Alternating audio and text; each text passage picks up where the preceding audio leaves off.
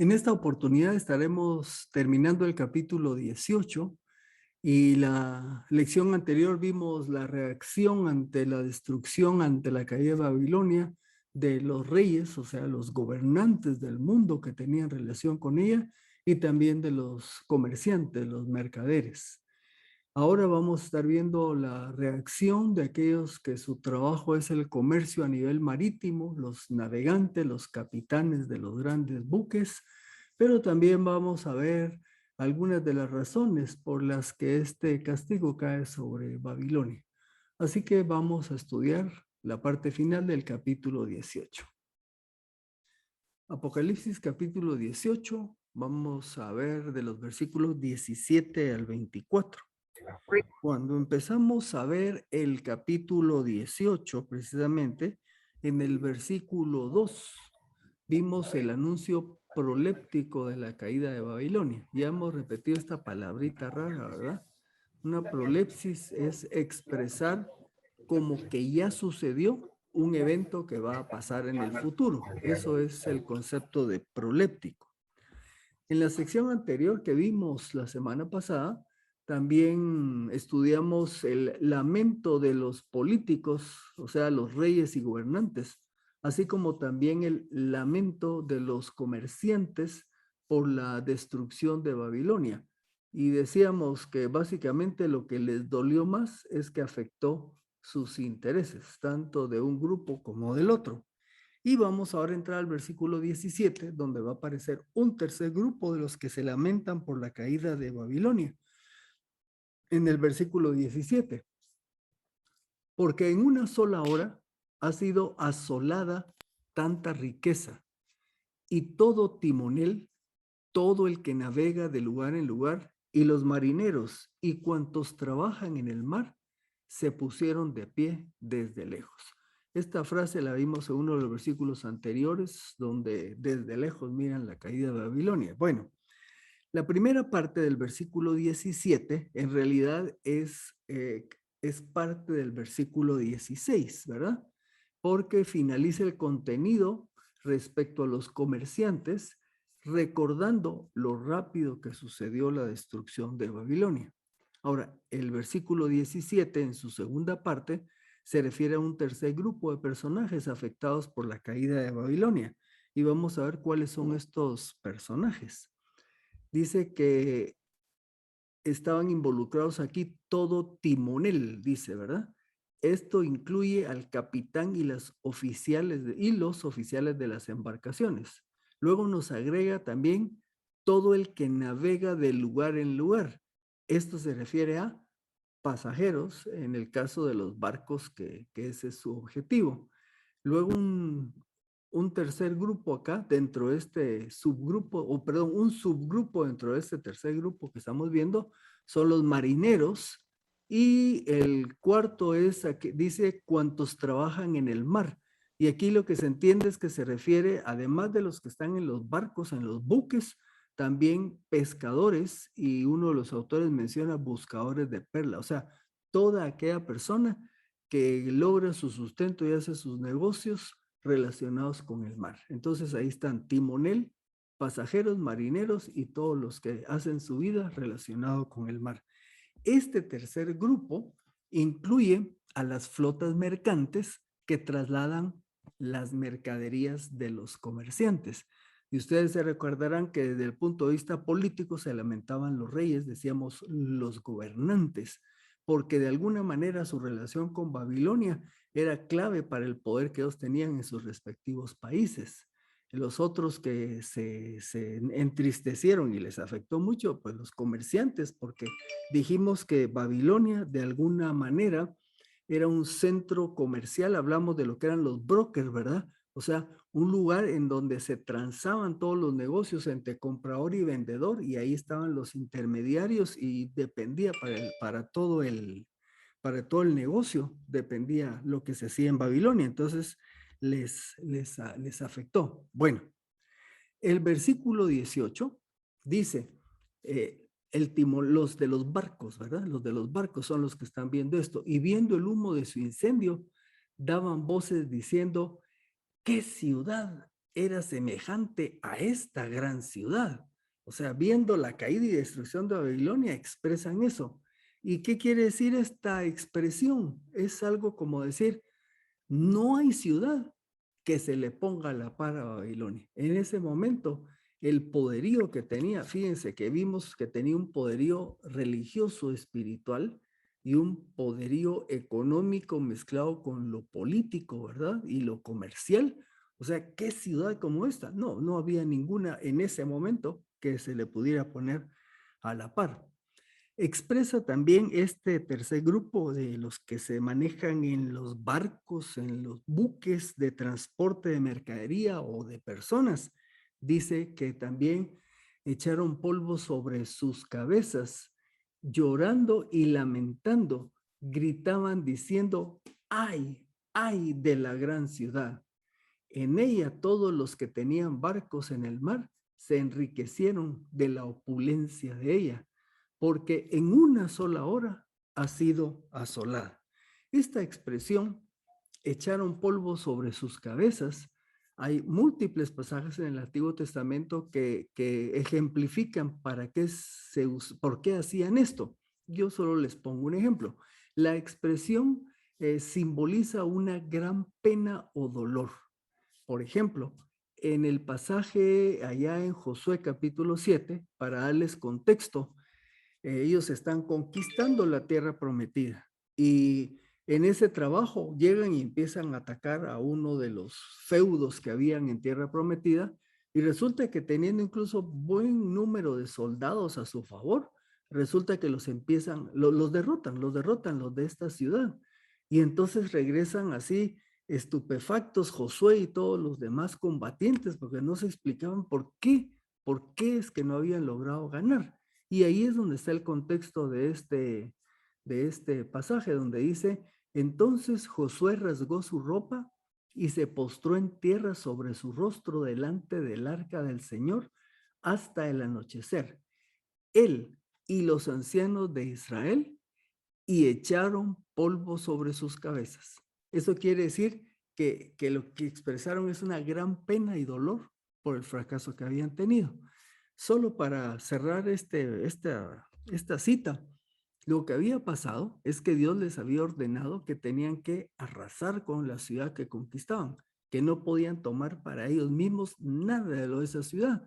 Resulta que ellos fracasaron en este ataque a esta ciudad porque un fulano miembro del pueblo de Israel que se llamaba Acán tomó una propiedad de esa ciudad y la ocultó para sí. Por eso Dios no les permitió la victoria. Así que cuando se enteraron de lo que había hecho Acán, y obviamente recibió el juicio y la condenación de parte de Dios, y una vez corregido eso, entonces pudieron seguir la conquista. Entonces ahí está el contexto de esto de echarse polvo, es expresar dolor, pena. Al igual que los gobernantes y los mercaderes, estos también lloran, los que trabajan en el mar, buques de transporte, buques de pasajeros, se lamentan, expresan ese doble ay, ay, ay, y se lamentan igual que los otros, no por lo que le pasó a Babilonia en sí, sino por lo que ellos han perdido. Y obviamente se les fueron las oportunidades de negocio. ¿Y qué perdieron? Dice el versículo, en ella todos los que tenían barcos, o sea, con Babilonia haciendo negocios con ella, todos los que tenían barcos en el mar se enriquecieron de la opulencia de ella, de Babilonia. En pocas palabras, cae Babilonia y todos estos comerciantes del mar pierden sus riquezas. Eso es lo que les ocasionaba el lamento. Ahora una pregunta que nos podemos hacer, bueno, pero ¿qué tanto peso puede tener el comercio de las flotas mercantes? ¿Qué tan significativo es? Bueno, aquí tengo un dato de ahorita de mayo del 2021. Dice, en la actualidad, el 80% del comercio internacional se desplaza por mares y océanos. Si el volumen total de mercancías transportadas por esta vía fue de algo más de 2.600 millones de toneladas en 1970, repito, 1970, hace 50 años para la fecha de este reporte, ¿verdad? 2.600 millones de toneladas en mercaderías. En el 2019, el transporte por medio de mar y océanos llegó a 11.000 millones de toneladas métricas, una cantidad fabulosa. Y este comercio es el 80% del comercio internacional. Quiere decir que el 20% es lo que se va a desplazar por tierra o por avión. Por lo tanto, cuando pase esto en Babilonia y se paralice todo el comercio por mar, es una pérdida espantosa, es un caos. En alguna de las clases anteriores mencionamos cuando un buque se encalló en el canal de Suez y tardó más de como 2, 3 semanas en que lo lograban mover. Solo en ese periodo de tiempo empezaron a subir los precios de muchos productos porque no podían pasar barcos que venían de Oriente para Europa y viceversa. Entonces vemos cómo esto es muy factible cuando Babilonia sea destruida, va a haber un hecatombe. Bueno, imaginemos entonces ahora cada uno para nosotros, los invito a que pensemos, ahorita que estoy mencionando esto, pensemos un momentito. ¿Cómo nos sentiríamos? ¿Qué pensaríamos? ¿Y qué haríamos si perdiéramos todo o buena parte de lo que poseemos? Yo creo que es bueno como un termómetro para evaluar dónde está anclado mi corazón. Pensar qué pasaría si pierdo lo que tengo. Hace muchos años mi papá él empezó a trabajar en una fábrica que hacía chicles, pastillas de esas, pues de dulce, ¿verdad? Era una fábrica antigua, pues que tenía mucho tiempo de existir. Y me recuerdo que un día sábado estábamos desayunando y de pronto entró una llamada telefónica. Mi papá se levantó y se fue y no dijo nada. Yo agarré mi carrito que estaba en primero o segundo año de la universidad y me fui atrás de él a la fábrica. Resulta que había empezado un incendio y se abarcó prácticamente, ¿qué les dijera yo? Un 70-80% de la fábrica. Yo todavía entré a algunos lugares a tratar de ayudar para ver qué se podía hacer. Los bomberos no hallaban cómo apagar la energía eléctrica. Al final fue una pérdida enorme. Y mi papá era un hombre ya arriba de los 60 años en esa época y no lo encontraba, de pronto buscándolo y no aparecía. Y dije, pero si le va a dar algo a mi papá, porque bueno, él trabajaba ahí y tenía una parte de las acciones, no era el principal, pero ahí estaba su patrimonio. Y lo fui a encontrar en su oficina, sentado, ¿verdad? Y entonces ya le dije, bueno, ¿cómo se siente? Y yo estaba preocupado que le fuera a dar un chucaque del corazón, ¿verdad? Porque tenía presión alta y arteriosclerosis y todo. Y fue interesante porque dijo, bueno, vamos a tener que volver a empezar otra vez. Fue interesante. Mi papá no era creyente, ¿verdad? No era creyente, pero él sí tenía bien claro de no basar su vida en las posesiones. Él en una oportunidad me dijo que uno debería trabajar para darle el sustento y una vida adecuada a la familia. Pero me dijo, tené cuidado con la ambición, porque eso enferma.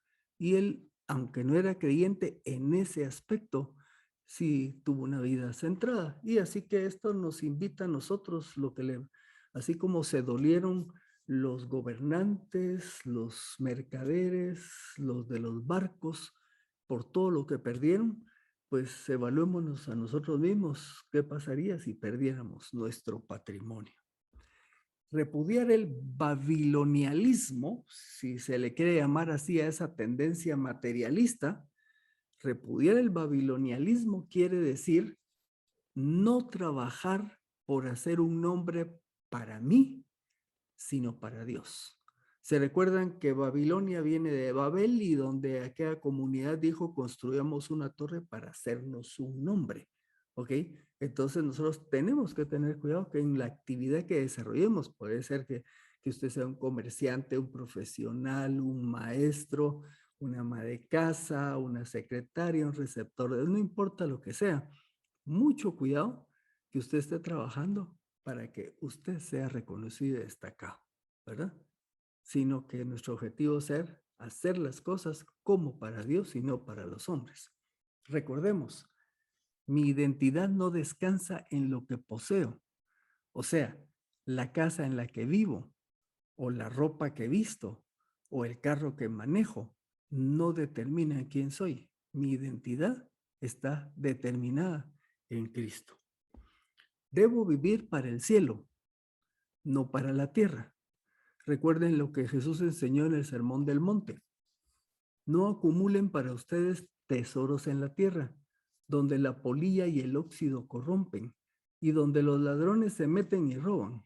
Más bien, acumulen para ustedes tesoros en el cielo, donde ni la polilla ni el óxido corrompen, y donde los ladrones no se meten ni roban. Pero aquí está el punto clave, porque donde esté tu tesoro, allí también estará tu corazón. Y claro, alguno diría que yo estoy diciendo aquí que no puede uno progresar, ni trabajar, ni ir saliendo adelante. No, no estamos diciendo eso. Estamos quizás lo que dice al final, dice, donde está tu tesoro, ahí está tu corazón. Así que mis objetivos financieros tienen como propósito servirme a mí mismo o se encaminan a servir a Dios. Esa es una pregunta que cada uno nos debemos de hacer. Continuemos. Versículo 20. Alégrate sobre ella, oh cielo, y ustedes santos y apóstoles y profetas, porque Dios ha juzgado la causa de ustedes contra ella. Aquí vemos un giro de ver estos grupos que se entristecían y se lamentaban por la caída de Babilonia. En el versículo 20, el ángel dice, alégrate sobre ella, oh cielo, y ustedes santos y apóstoles y profetas, porque Dios ha juzgado la causa de ustedes. ¿Quién dice alégrate? El ángel. Ahora, hay que aclarar algo. El gozo no es porque Dios ha castigado a los enemigos de los santos. Un creyente que tiene el amor del Señor no va a desarrollar ese tipo de actitudes. ¿Por qué es el gozo? El gozo es porque Dios ha emitido su justo juicio. Esa es la que da gozo. O sea, Dios está ejecutando el juicio que corresponde a todos aquellos que le han rechazado y que de paso vamos a estar viendo han causado grandes daños al pueblo de Dios. Los santos que se refiere aquí son creyentes en Cristo que perecieron en este periodo de la gran tribulación, aunque ciertamente han muerto muchos creyentes a lo largo de la historia. Y dentro de estos santos hay dos grupos especiales por sus ministerios, que son los apóstoles, que perdieron su vida. La buena parte de los apóstoles del Señor Jesús murieron por su testimonio. Excepción, el que está escribiendo esta epístola, que es Juan, que muy posiblemente él murió de vejez, pero es la excepción. ¿Y quiénes otros también pararon con su vida? Los profetas. Al ejercer su ministerio, entregaron sus vidas. Versículo 21. Dice que, y un ángel poderoso tomó una piedra como una gran piedra de molino y la arrojó al mar diciendo, con semejante violencia será derribada Babilonia, la grande ciudad, y nunca más será hallada. La piedra de molino arrojada sobre el mar ejemplifica que así como se hunde en el mar la piedra sin posibilidad de regresar a la superficie, así es un día Babilonia. Además, por otro lado, como se hundiría una piedra en el océano, nos expresa la rapidez con lo que Babilonia caerá y podríamos decir será una muerte súbita. Varios de los autores que consulté describían que una piedra de molino eran enormes y lo que hablaban del peso, por lo menos dice que podían pesar 1 tonelada. O sea que una piedra como esas cae en el agua y se hunde inmediatamente. Y eso era lo que quería ilustrar aquí esta parte de este versículo, ¿verdad? El hundimiento rápido y sin retorno que tiene Babilonia. Dice el versículo al final, nunca jamás será hallada. Esto quiere decir que la destrucción será total y permanente. Aquí voy a hacer una mini reflexión con este término. Existen dos palabras en griego para decir no. Una es la que, vamos a ver si puedo ilustrar acá con mi lucecita. Una es la palabra how y la otra es may. Aquí está ya en español, how, may. Cada una quiere decir no. Sin embargo, cuando en un pasaje las dos se presentan juntas, da un énfasis como el que está escrito aquí en el versículo. Jamás, nunca, jamás. O sea, como dirían en buen chapín, jamás de los jamases. Entonces el énfasis dice que jamás será hallada Babilonia. Esto quiere decir, es destruida y no va a volver a ser reconstruida. Esta destrucción que le cae a Babilonia es definitiva. Ahora quiero hacer un contraste, porque esto es fabuloso de parte de Dios. En Hebreos 13:5 va a aparecer esta combinación de how may, y está aquí en lo que dice el versículo. Dice, sean sus costumbres sin amor al dinero. Vamos a ver más adelante el pasajito este del amor al dinero, pero dice, sean sus costumbres sin amor al dinero. ¿Qué dice más? Contentos con lo que tienen ahora. Se recuerda que mirábamos que esa era una característica que deberíamos de tener. Satisfacción, contentamiento. Pero miren lo que dice aquí. Porque él mismo, o sea, Dios, ha dicho, nunca, y ahí está la frase, oh may, nunca te abandonaré ni jamás te desampararé. Por cierto, para cualquiera de nosotros que de pronto estemos pasando por momentos difíciles, tiempos oscuros, conflictos, cosas que a todos nos pueden venir, situaciones de salud, lo que sea, yo creo que es bueno recordar este pasaje donde Dios dice, nunca te abandonaré ni jamás te desampararé. Y puse este contraste porque Babilonia nunca volvería a seguir, nunca seguiría siendo una ciudad, jamás, pero Dios para con nosotros nos dice, nunca te abandonaré, ni jamás te desampararé. Si un día usted anda medio tristón, siente que las cosas no le salen bien, que se siente pura pepita, ¿verdad? Que nadie lo quiere, el Señor sí lo ama, y recuérdese, el Señor nunca nos abandonará, ni jamás nos desamparará. Bueno, me salí de la presentación y regreso. Aquí está, versículo 22.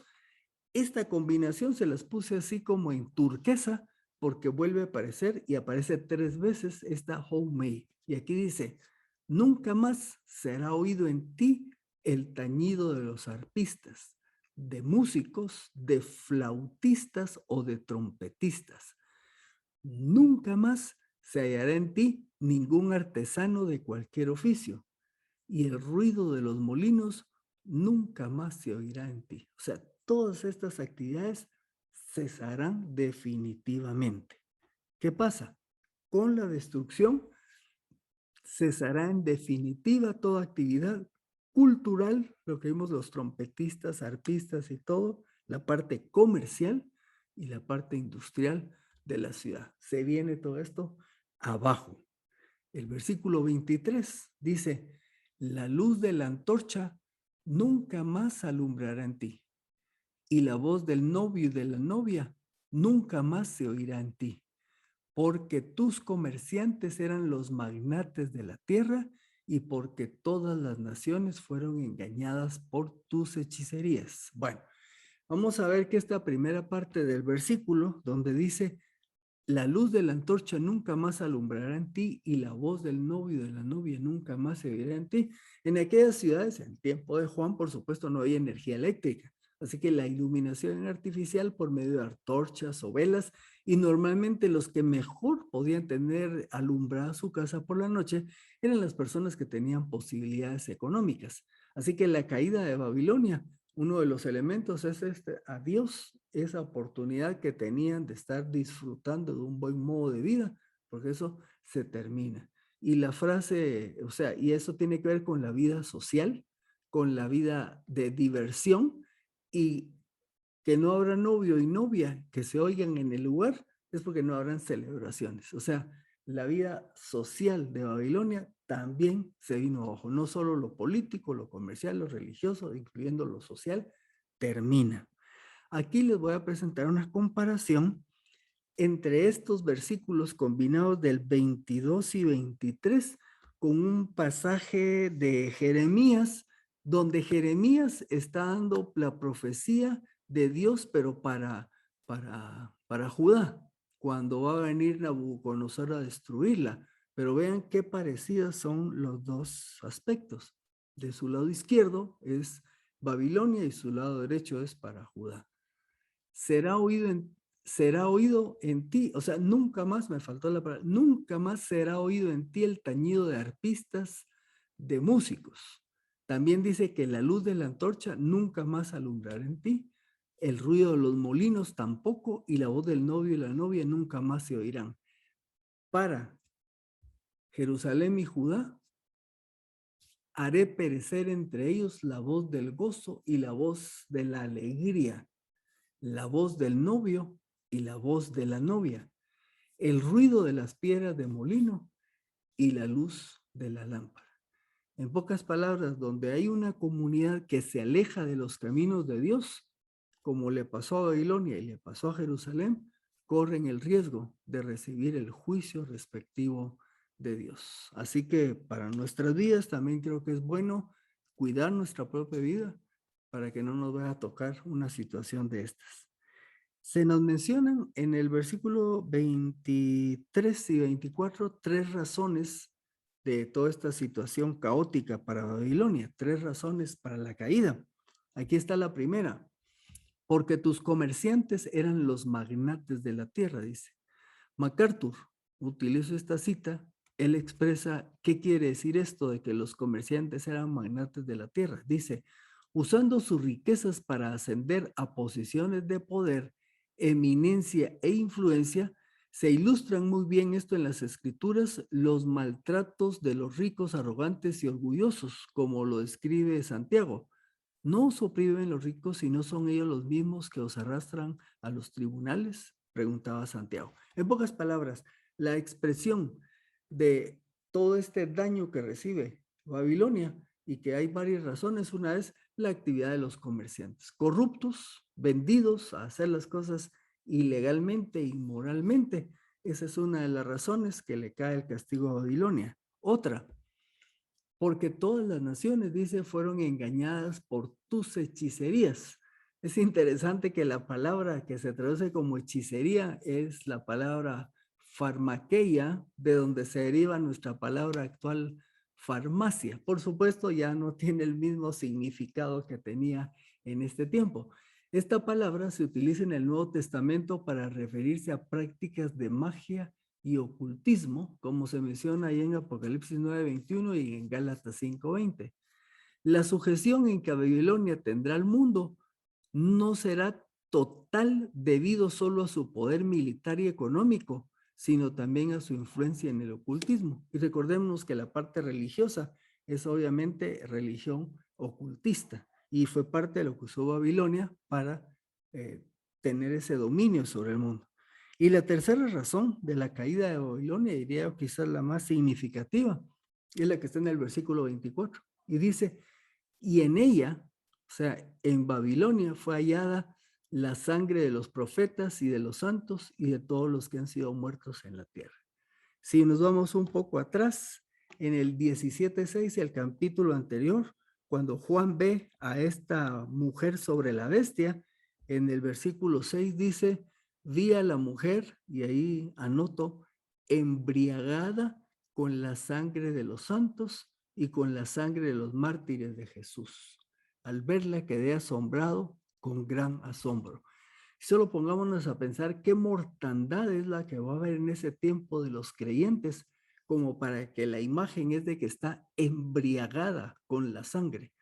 Normalmente cuando hablamos de embriagarse, estamos hablando de alguien que lo hace excesivamente. Si hablamos de licor, para que alguien se embriague es porque tiene un uso excesivo de licor. Así que aquí la imagen es de que va a ser una mortandad enorme de creyentes. Hemos mencionado que buen número de autores dicen que en esta época va a haber una cantidad de conversiones, quizás como nunca ha habido en la historia. Resultado de la predicación de los 144,000 de los 2 testigos y del ángel que predica el evangelio. Pero así como van a haber convertidos, también va a haber muchos, millares de millares que van a perder la vida.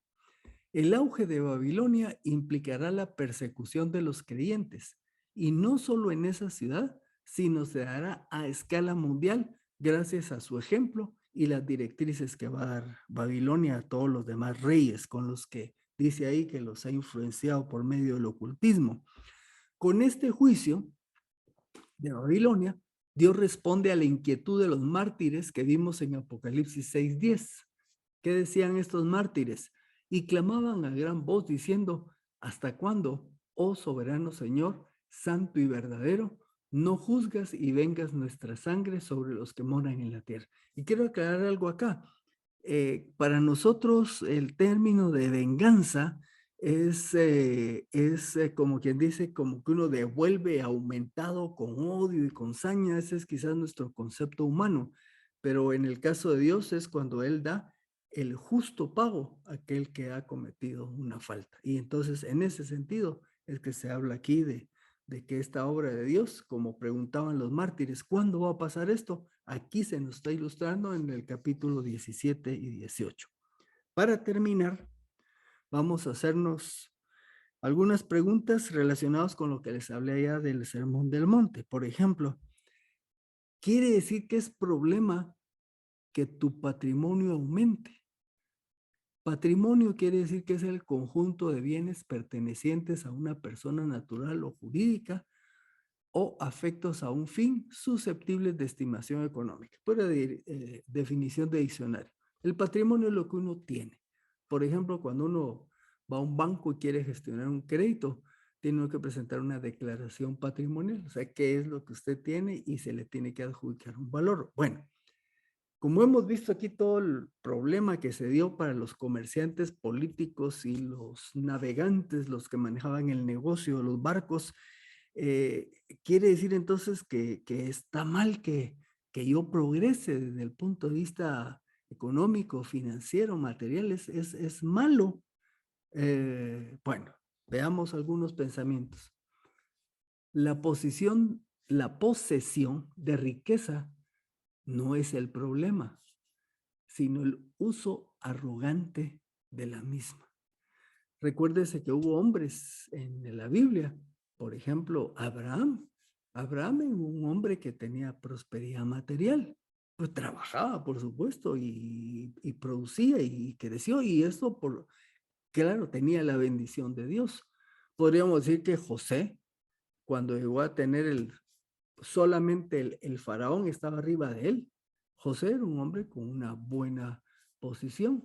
El rey David, y nos vamos al Nuevo Testamento y aparece ahí un hermano que se llama Bernabé, que cuando empieza la iglesia habían hermanos con necesidad, dice que vendió algunas de sus heredades y trajo el dinero a los pies de los apóstoles, quienes se encargaban de hacer la distribución adecuada. Entonces la pregunta ¿es problema que una persona adquiera riqueza? Esta definición dice, no, no es el problema de tenerla, sino es cómo se utiliza. Ahí está el problema.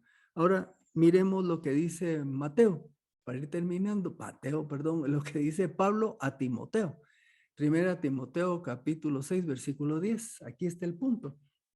Porque el amor al dinero es la raíz de todos los males. Ojo, no está diciendo que el dinero es la raíz de todos los males. Lo que está diciendo Pablo es el amor al dinero es la raíz de todos los males, el cual codiciando algunos fueron descarriados de la fe y se traspasaron a sí mismos con muchos dolores. Lo que vimos aquí en el capítulo 18 es esto precisamente. Los reyes, los gobernantes, los comerciantes, los navegantes, todos ellos tenían, si tenían algo en común, era el amor al dinero. Y eso fue lo que los hizo hundirse cuando se hunde Babilonia.